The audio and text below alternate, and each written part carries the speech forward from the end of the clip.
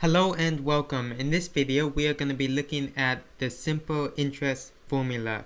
So first of all, the simple interest formula is I equals PRT.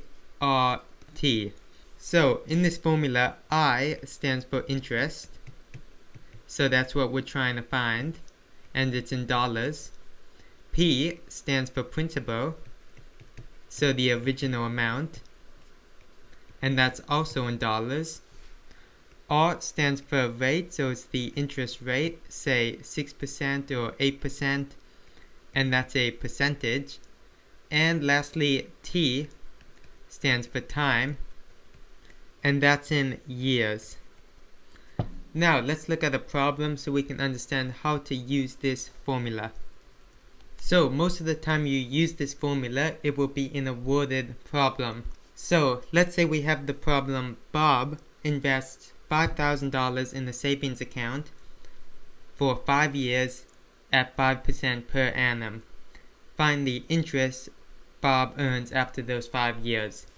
So in this example, the first thing we have to do is identify our principal, our rate, and our time. Bob invested $5,000, so the principal, or the original amount, is equal to $5,000. The rate, so the interest rate, is 5% per annum, so R is equal to 5%. However, we don't put 5%. We put this as a decimal. So if we convert 5% to a decimal, we get 0.05. Lastly, T is time, and it was over 5 years, so we have 5, and that's in years. Now that we have those three things, we can calculate our interest. So to do that, all we have to do is plug it into our formula. So we get our interest, which is what we're trying to find, is equal to 5,000 times 0.05 times 5.